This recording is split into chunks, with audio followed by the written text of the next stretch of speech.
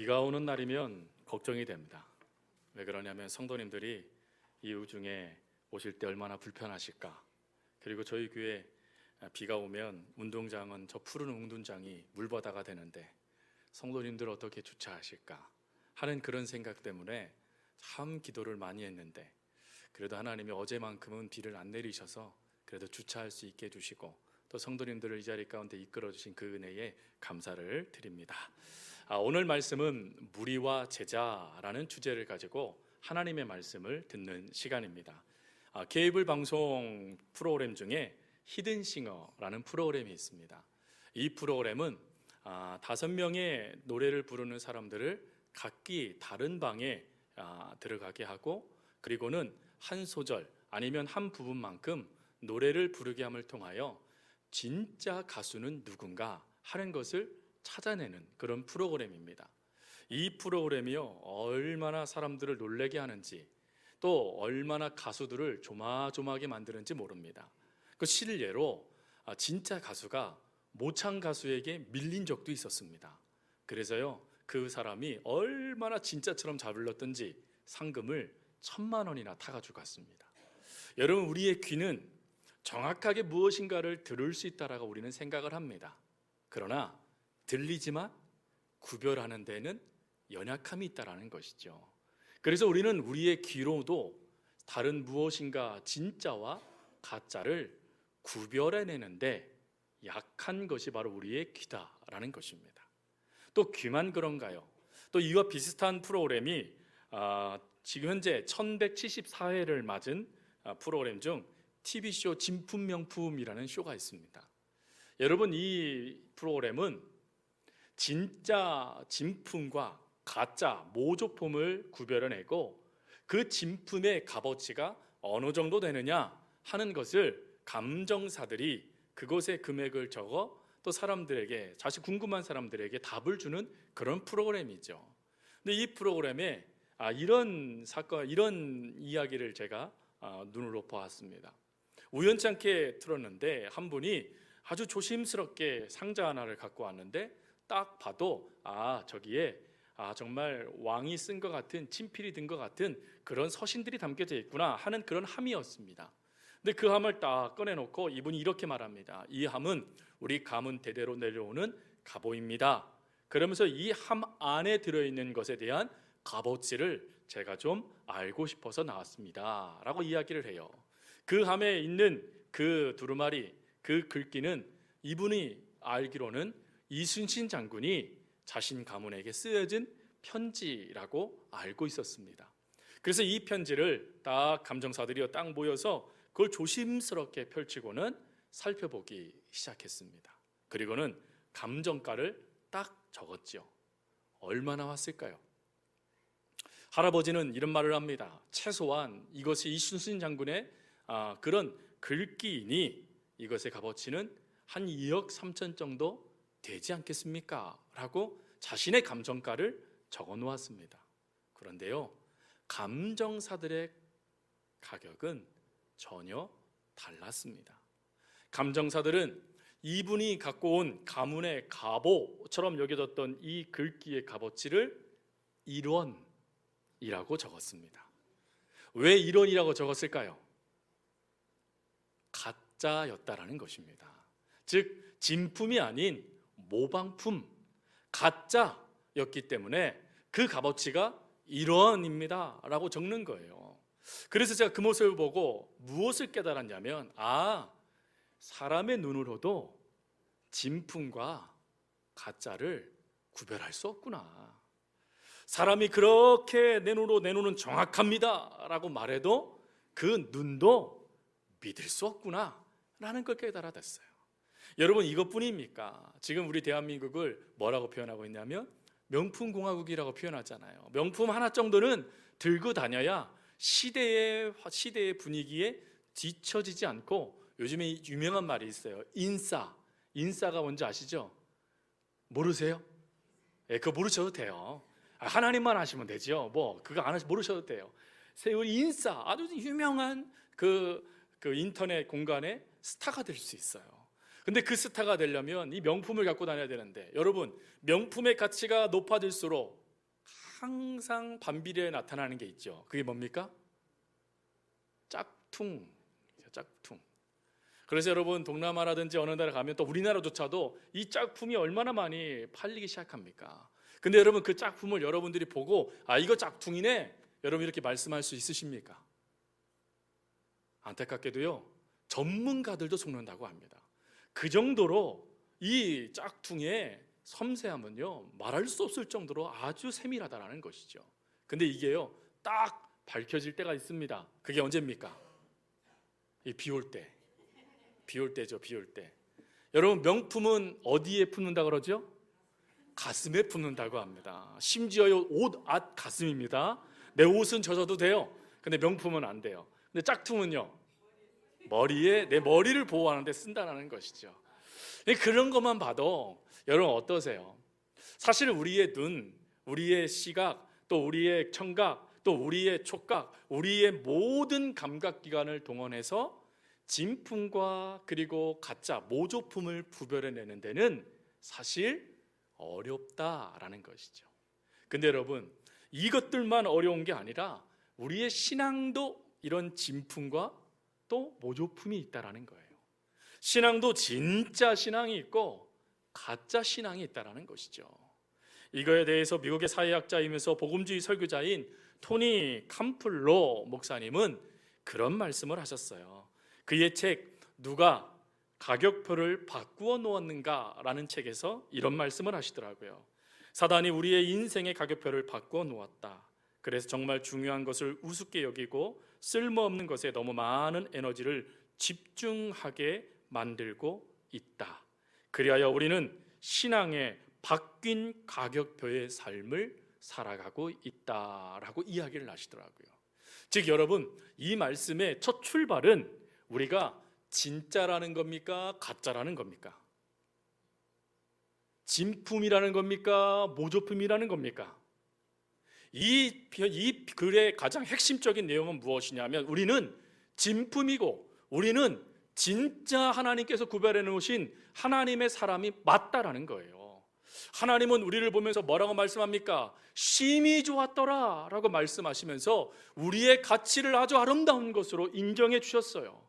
그런데 사단이 이 값어치를 바꾸어 버렸다라는 거예요. 가격표를, 엉뚱한 모조품의 가격표를 진품인 우리에게 붙여버려서 우리가 그 값어치밖에 되지 않는 사람인 것처럼 착각하게 만들어 버렸다는 것입니다. 그러다 보니 진품으로 만들어 주신 하나님을 바라보지 못하고 그 모조품처럼 버려지는 그 인생에 집중하고 있는 것이 바로 저희들의 모습이다라고 지적하는 글이죠. 여러분 오늘 본문에서도요 우리 주님은 진품 그리고 모조품, 진짜 제자는 누구이고 그리고 무리는 누구냐 하는 것을 오늘 본문 말씀을 통하여 우리들에게도 말씀해 줍니다. 제자와 무리는 분명하게 다릅니다. 제자는 모든 것을 부르신 이의 뜻에 따라 살아가는 자들이고 무리는요 나의 유익에 따라 살아가는 사람들입니다. 지금 예수님 주변에는 무리들이 많았습니다. 그럴 것이 먹는 문제가 해결되잖아요. 오병이의 기적을 일으키셨습니다. 그러니 저 예수라는 사람, 저 사람 곁에만 있으면 먹는 거 해결되겠네 라는 생각이 그들을 예수님 곁으로 몰아놨다는 것이죠. 더군다나 예수님이여 손을 대시거나 말씀을 하시면 병자들이 고침받아요. 이게 뭡니까? 삶의 문제도 저분 곁에 있으면 되겠네 하면서 이들이 그 예수님을 통하여 주어지는 콩고물과 같은 그것에 마음을 빼앗기며 내 유익을 위하여 예수님의 뒤를 따라가고 있었다라는 것입니다. 근데 그 예수님께서 그 무리들을 보시면서 봐라 내가 이런 사람이야 하고 우쭐대지 않으세요. 오히려 뭐라고 말씀하시자면 너희는 무리냐 제자냐 물으시고 계시는 거예요. 그러면서 제자는 어떤 삶을 살아가는 것이 제자인가에 대하여 말씀하고 계시는 것이 오늘 우리가 33절만 읽었지만 25절부터 35절까지의 전체적인 내용의 말씀입니다.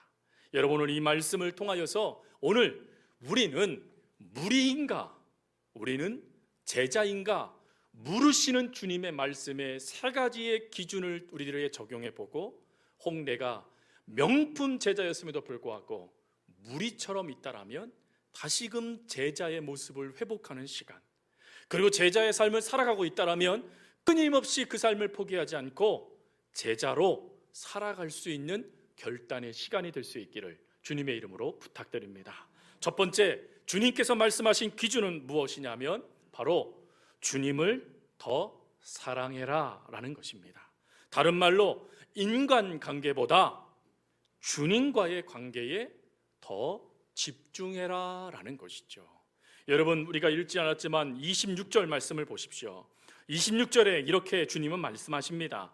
무릇 내게 오는 자가 자기 부모와 처자와 형제와 자매와 더욱이 자기 목숨까지 미워하지 아니하면 능히 내 제자가 되지 못하고. 여러분, 이 말씀을 읽으면 이해가 되지 않아요. 여러분, 혹시 이 말씀이 이해가 되십니까? 여러분들과 속해져 있는 가족을 버리고 미워해야 될 대상이십니까? 여러분과 함께 한평생 살아온 남편, 여러분과 한평생 살아온 아내, 여러분들이 정말 최선을 다해 사랑했던 자녀들이 미워할 대상이라는 거예요. 여러분, 그렇게 믿고 계십니까? 아니요, 그렇지 않죠. 우리의 가족은 너무나 소중한 사람들입니다. 너무나 귀한 거예요. 그래서 사도 바울이 뭐라고 말합니까? 남편과 아내에 대해서, 또 부모와 자녀에 대해서 어떻게 살아가는 것이 하나님의 뜻이냐 하면서 그것을 구체적으로 설명할 말씀이 나올 정도로 하나님은 가정을 아주 귀하게 여기셨어요. 그런데 오늘 이해되지 않는 말씀을 하시는 거예요. 미워하래요. 사랑하는 성도 여러분, 여러분들은 여러분들의 가족을 미워하고 계십니까? 어떠세요? 미워할 것 같으십니까? 어떠세요? 그렇다면 이 이해되지 않는 이 말씀을 하시는 주님의 말씀에 분명한 뜻이 있다는 것이겠죠. 그리고 우리가 알고 있는 이 미워하다라는 이 말씀이 문자적인 의미가 아니라는 것을 우리가 알아야 된다는 것입니다. 이 말씀은 우리 주님께서 그렇다면 너희들이 내 제자가 되고 싶으니 그러면 네 가족들 다 미워해 라는 뜻이 아니에요. 이 뜻은 무엇을 말할 때 쓰여지는 단어이냐면 우선순위에 대해서 설명할 때 쓰여지는 단어입니다. 그러니까 이 말씀은 절대적인 감정의 우선순위, 가족을 향한 그 사랑보다 상대적인 우선순위의 사랑을 의미할 때 쓰여지는 거예요. 즉, 가족을 사랑합니다. 가족을 아낍니다. 가족을 위해 헌신합니다. 그러나 그 사랑, 헌신, 아낌에 한 가지 더 우리가 해야 될 것이 무엇이냐면 먼저 누구를 사랑해야 되느냐, 그 가족을 사랑하는 것만큼 그 이상 먼저 우리가 사랑해야 되며 우선순위를 둬야 될 것은 무엇이냐 하는 것을 주님이 물으신 거예요. 그 우선순위가 누구겠습니까? 바로 하나님을, 가족도 귀하고 가족도 사랑하고 가족도 아껴야 되겠지만 그 사랑보다 더 많이 하나님을 사랑하고 먼저 그 사랑으로 주님과의 관계를 회복해라 라고 말씀하시는 거예요. 여러분, 이 말씀과 비슷한 말씀이 마태복음 10장 37절 말씀에 나옵니다. 이때 한 예를 예수님께서 말씀하시죠. 임금이 잔치를 배설해요. 그리고 잔치를 배설하고 오는 신하들을 통하여 많은 사람들을 불러와라, 이 잔치자리를 채우라고 말했는데 사람들이요 오질 않는 거예요. 그들이 오지 않고 뭐라고 말하냐면 내가 밭을 사서, 내가 장가를 들어서, 소를 돌봐야 돼서, 이런 핑계를 대면서 이 모임에 참여하지 않는 것입니다. 그리고 이 말씀을 하신 다음에 주님께서 뭐라고 표현하시냐면 그 다음 말씀에 그 어떤 것들보다도 나를 더 사랑하지 아니하면 내 제자가 아니느니라 라고 말씀을 하세요. 즉, 많은 나의 사랑의 대상들이 있지만 그 사랑보다 먼저 주님을 사랑하지 않는다면 우리 안타깝게도 주님을 사랑하는 제자로 출발했지만 지금 내 삶은 무리의 삶이 되어졌다라는 것입니다. 사랑하는 성도 여러분, 조금 더 다르게 질문을 해볼까요? 여러분, 그렇다면 하나님을 더 사랑한다는 게 뭘까요? 교회에 나오는 우리들의 모습을 통하여 확인해 볼 수 있습니다. 여러분, 교회에 나오시는 가장 중요한 목적이 무엇입니까? 오늘 여러분들은 예배 자리에 왜 나오셨습니까? 사람을 만나기 위해서 오셨습니까? 누군가 억지로 부탁을 해서 마치 어쩔 수 없어서 이 자리에 나오셨습니까? 아니면 하나님을 만나시기 위해서 이 자리에 오셨습니까? 여러분, 우리가 이 한 가지의 질문만 들어봐도, 아니 이 한 가지의 질문에만 우리가 대답을 해도 지금 내가 제자의 삶을 살고 있는지 무리에 속해져 있는지가 구별된다라는 것이에요. 여러분 어떻습니까?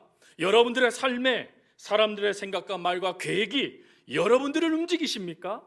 아니면 하나님의 말씀이 여러분들을 움직이십니까? 하나님이 여러분들의 삶을 이끌어 가시는데 여러분들이 그 모든 것에 아멘 하십니까? 아니면 사람들의 말에 순종하며 그 걸음을 따라가십니까? 제가 글을 읽다가 재미난 이야기를 하나 들어봤어요. 그게 뭐냐면 어느 교회에 한 여성도님이 강아지를 안고 교회를 온 거예요. 근데 강아지를 안고 교회로 들어오니 안내위원들이 죄송합니다, 강아지를 안고는 예배실에 들어갈 수 없습니다 라고 말하니까 이분이 좀 근심이 됐지만 그래도 예배를 드려야겠다는 생각으로 그 강아지를 맡기면서 이렇게 말합니다. 우리 애기 잘 좀 봐주세요. 그러자 안내위원들이요, 예, 이 아이 잘 관수하다가 나중에 예배 끝나면 드릴게요 라고 말씀을 했어요. 근데 예배가 시작하고 아직 목사님이 설교도 하지 않았는데 이 여성도님이 바깥으로 쭉 나오시더라는 거예요. 그러면서 안내위원에게 이렇게 말하답니다. 도저히 불안해서 예배를 드릴 수 없네요. 그 아기 다시 저에게 주세요 하고는 아이를 끌어안고 그리고 교회를 떠나더라는 거예요. 제가 여러분 여기까지 보면서 무슨 생각이 들었냐면 갑작스럽게 이런 생각이 든 거예요. 우리 주님이 강아지에게 밀렸다라는 생각 말이죠. 여러분 어떠세요? 강아지에게도 밀리는 주님이시라면 그분은 무리겠죠. 근데 여러분 우리가 강아지뿐일까요? 아니요. 여러분들이 정말 사랑하고 있는 것들이 얼마나 많습니까? 여러분들이 정말 사랑해서요 관심의 1순위로 두고 있는 것들이 얼마나 많습니까? 근데 우리 주님이 뭐라고 말씀하세요? 그게 아니라 나를 1순위로 두고 사랑해라 라고 말씀해 주신다는 거예요. 사랑하는 성도 여러분, 이러한 모습이 우리 가운데 있어야 되지 않겠습니까? 많은 사랑하는 것들이 있지만 그 사랑보다 더하여 하나님을 사랑할 수 있는 모습이 우리 가운데 있어야 되지 않겠습니까? 그리고 하나님을 사랑하기 위해 그것들을 잠시 내려놓을 수 있는 믿음도 우리 가운데 있어야 되지 않겠습니까? 예수님은 요한복음 15장 9절부터 10절에 이렇게 말씀하십니다. 우리 앞에 말씀을 보고 같이 읽겠습니다. 아버지께서 나를 사랑한 것 같이 나도 너희를 사랑하였으니 나의 사랑 안에 거하라. 내가 아버지의 계명을 지켜 그의 사랑 안에 거하는 것 같이 너희도 내 계명을 지키면 내 사랑 안에 거하리라. 아멘. 여러분 중요한 게 무엇입니까? 하나님께서 나를 사랑한 것 같이 너희도 나를 사랑하래요. 하나님의 사랑을 먼저 갖고 있으래요. 하나님의 사랑이 무엇인지를 깨닫고 그 사랑을 붙잡으며 그 사랑 안에 거하랍니다. 그것이 제자의 모습이라는 것입니다. 사랑하는 성도 여러분, 하나님을 사랑하십니까? 그러면 그 사랑을 제1로, 그 사랑을 제1우선순위로 두십시오. 그것이 제자의 첫 자세입니다. 그리고 두 번째로는 27절 말씀입니다. 우리 27절 말씀 같이 읽겠습니다. 누구든지 자기 십자가를 지고 나를 따르지 않는 자도 능히 내 제자가 되지 못하리라. 여러분 이 말씀에 예수님은 뭐라고 말씀하시냐면 자기의 십자가를 지고 주님을 따르래요. 여러분 이 당시 십자가는요 고통의 상징이었습니다. 형벌의 상징이었고 저주와 수치의 상징이었어요. 그리고 이 십자가는 죽음을 의미하기도 했습니다. 그런데 주님이 바로 이 십자가를 우리가 짊어지고 주님을 따라야지만 제자다라고 말씀하신다는 거예요. 그러면 여러분 십자가를 지기 위해서 우리에게 필요한 게 뭘까요? 마태복음 8장 34절 말씀에 주님은 그런 말씀을 하세요. 누구리와 제자들을 불러 이르시되 누구든지 나를 따라오려거든 자기를 부인하고 자기 십자가를 지고 나를 따를 것이니라. 즉 우리가 주님의 십자가, 이 고통과 형벌과 저주와 죽음의 이 십자가를 짊어지기 위해서 우리 가운데 먼저 선행되어야 될 것들이 있는데, 그것이 뭐냐면 나를 부인하는 거라는 거예요. 여기서 이 부인하다라는 이 말씀은 무슨 뜻을 갖고 있냐면 나와 교제하기를 거부하다라는 뜻을 갖고 있습니다. 즉 참 신앙은 자기 자신과 교제하며 자기 자신의 뜻에 따라 살아가는 자가 아니라 하나님의 말씀에 따라 살아가는 자들, 그들이 바로 참 신앙, 참 제자다라고 말씀하신다는 거예요. 근데 여러분, 우리는 어떻습니까? 우리의 중심에 하나님이 계셨지만 어느 순간 우리의 중심에 누가 있습니까? 바로 우리 자신이 그 자리에 앉아버려요. 그러다 보니 나 자신을 부인하고 주님의 뜻을 따라 십자가의 길을 걷기를 주저합니다. 더군다나 진짜 제자, 진품 제자의 가치를 알면서도 적당히 선택하고 대가를 지급해야 될 영역에 대해서는 고집을 부리며 아니야 라고 거절하기가 일수인 것이 바로 저희들의 모습 아니겠습니까? 여러분, 이런 현장을 생생하게 우리 주님은 말씀으로 이렇게 말씀하십니다. 요한복음 5장 39절부터 40절까지 말씀입니다. 같이 읽겠습니다. 너희가 성경에서 영생을 얻은 줄 생각하고 성경을 연구하거니와 이 성경이 곧 내게 대하여 증언하는 것이니라. 그러나 너희가 영생을 얻기 위하여 내게 오기를 원하지 아니하는도다. 아멘. 우리의 마음이 어땠다고요? 안다라는 거예요. 그러나 원하지 않는다는 거예요. 이 얘기는 뭡니까? 하나님의 말씀, 하나님의 뜻, 하나님의 역사 알지만 No, 나는 그거 하기 싫어요 라고 반응하고 있는 것입니다. 여러분, 이런 모습에 대해서 또 사도 바울은 에베소서 2장 1절부터 3절 말씀에 뭐라고 표현하고 있냐면 다음과 같이 표현합니다. 같이 읽겠습니다. 에베소서 2장 1절부터 3절입니다. 그는 허물과 죄로 죽었던 너희를 살리셨도다. 그때에 너희는 그 가운데서 행하여 이 세상 풍조를 따르고 공중의 권세 잡은 자를 따랐으니 곧 지금 불순종의 아들들 가운데서 역사하는 영이라. 전에는 우리도 다 그 가운데서 우리의 욕심을 따라, 육체의 욕심을 따라 지내며 육체와 마음에 원하는 것을 하여 다른 이들과 같이 본질상 진노의 자녀이었더니. 아멘. 여러분, 우리가 처음에 내 마음대로 반응할 때를 사도 바울은 뭐라고 표현합니까? 그때의 모습을 본질상 진노의 자녀의 모습이었다라는 거예요.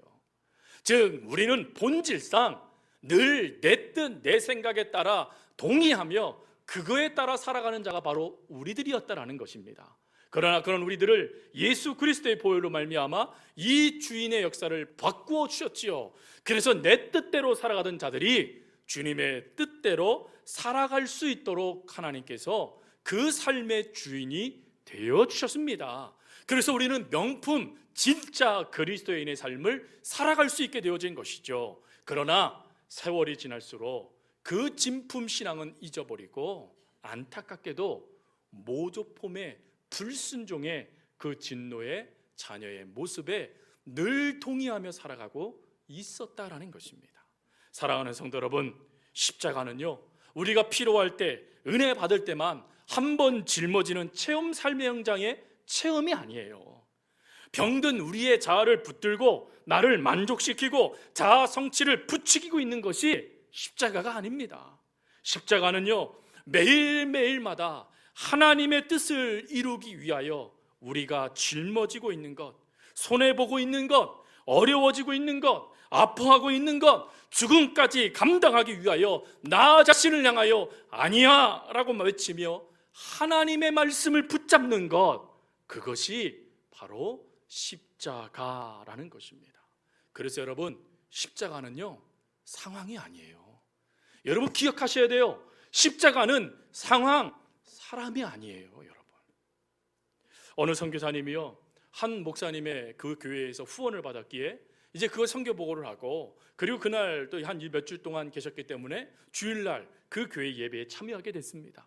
그리고 예배를 한참 드릴 때 그때 목사님은 무슨 말씀을 하셨냐면 십자가에 대한 말씀을 하셨어요. 근데 그 십자가의 말씀을 선포할 때 이 선교사님은 그런 생각이 들었다는 거예요. 아, 그렇지, 내게 있어서 내 안에는 내 십자가야 라는 생각 말이죠.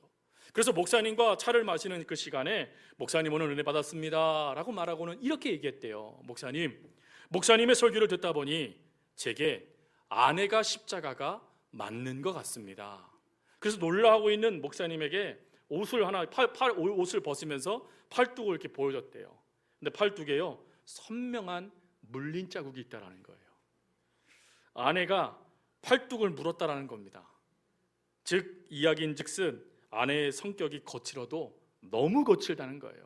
그래서 그 거친 아내가 나에게는 십자가, 내가 죽어야 될 십자가가 맞다라고 생각했다라는 거예요. 그런데 그때 목사님은 정색하면서 이렇게 얘기하셨대요. 선교사님의 아내가 십자가가 아닙니다. 팔뚝을 물어뜯는 아내를 여전히 사랑하라 하시는 주님의 말씀이 십자가입니다 라고 말씀하셨대요. 사랑하는 성도 여러분, 우리를 위하여 원수된 자들, 우리에게 아픔 준 자들, 우리에게 상처 준 자들, 우리를 조롱하고 있는 자들을 우리가 사랑할 수 있는 이유가 뭡니까? 바로 하나님의 말씀의 십자가를 우리가 짊어지고 반응하고 있기 때문에 그렇습니다. 그 사람이 십자가가 되어져서 그 사람을 짊어짐으로 문제가 해결되는 게 아니라 그 문제는 여전히 있지만 그 문제를 향하여 나가는 내가 하나님의 말씀의 십자가를 짊어지고 그 말씀을 가지고 살아갈 때 그 자리가 어느 곳이든 하늘나라가 되어줄 수 있다라는 것이에요. 사랑하는 성도 여러분, 오늘 여러분들의 눈에 보여서 오늘 하나님께서 여러분들에게 짊어지게 하시는 십자가는, 그리고 여러분들에게 도전을 주며 여러분들의 어깨 위에 얹어놓고 계시는 하나님의 말씀은 무엇입니까? 여러분, 그 말씀을 따라 우리가 살아 움직일 때 그 자리가 화해의 자리가 되어지고, 그 말씀에 따라 움직였을 때 깨어진 관계는 회복되기 시작하고, 그 말씀을 따라 살아가기 시작했을 때 여러분과 그 말씀의 환경은 하나님의 놀라운 생명을 경험하는 축복의 장소가 될 수 있다는 것을 여러분 믿으시기 바랍니다. 사랑하는 성도 여러분, 오늘 우리들은 짊어져야 될 십자가가 있습니다.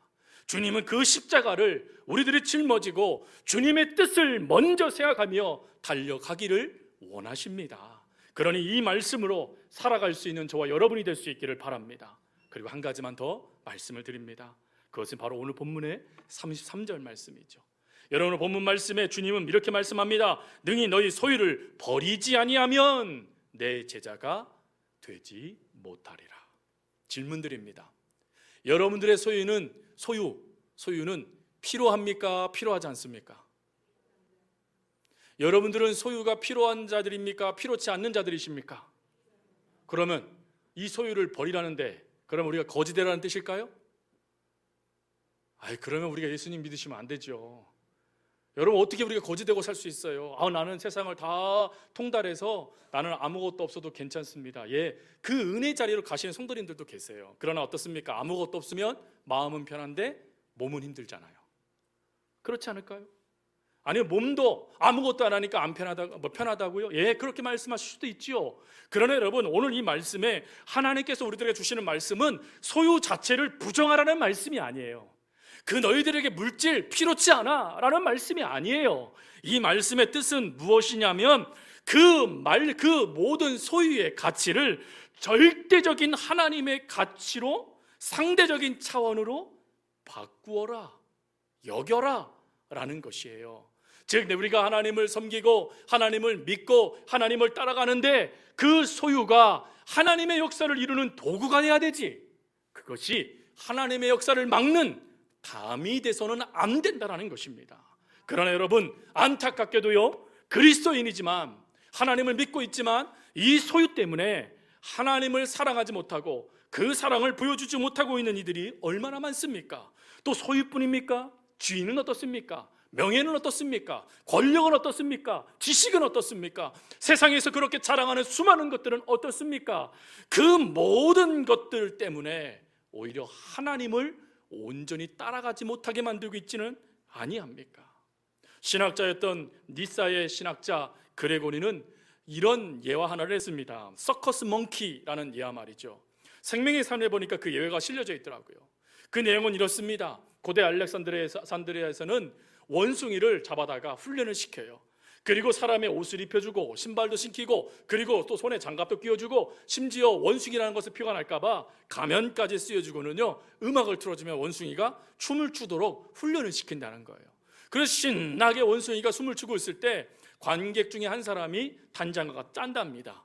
그리고는 바나나 하나를 딱 준비하고 있다가 그 음악이 끝날 때쯤 바나나를 무대로 탁 던진다는 거예요.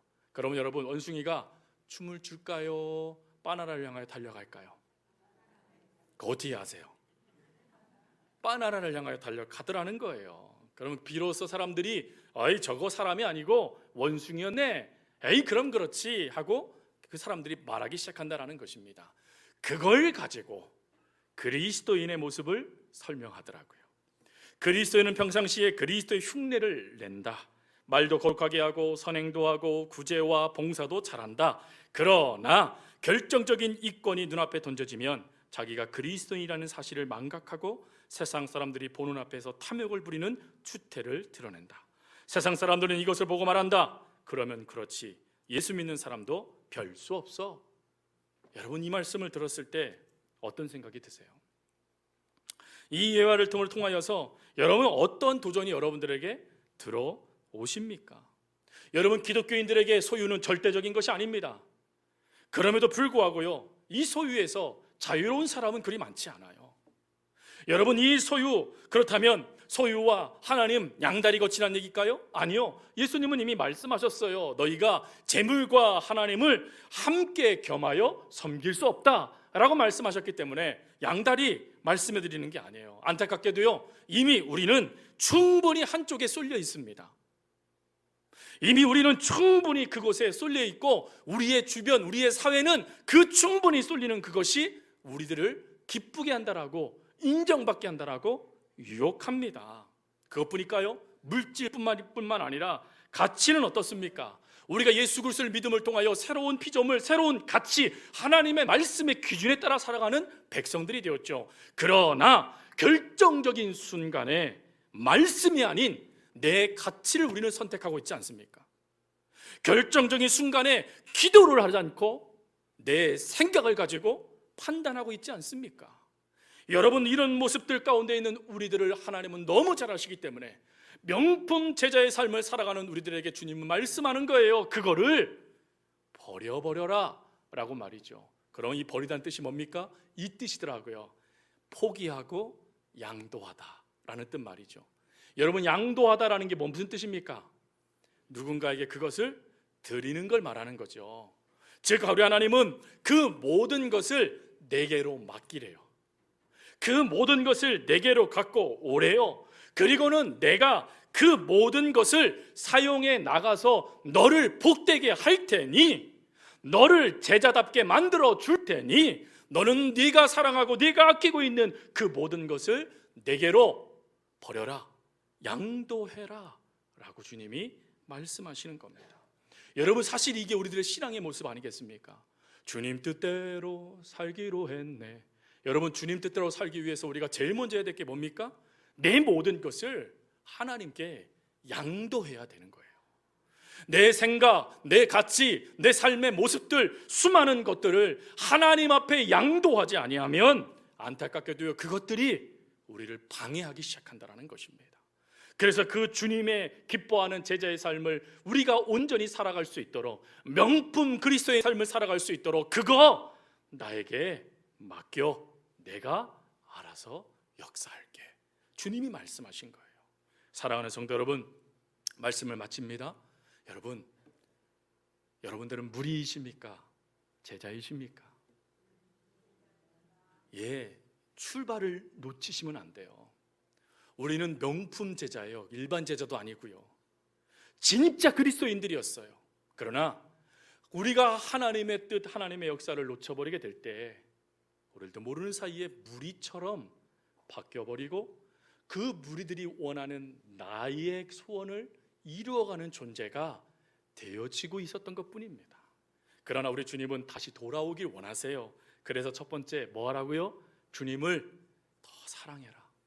미워해라 라는 단어를 통해서 더 사랑해라, 네가 최고로 사랑해야 될 이는 하나님이란다 라고 사랑의 관점을 옮겨 주시고, 그리고 두 번째로는 또 뭐라고 말합니까? 내 생각이 중요합니까? 하나님의 뜻이 중요합니까?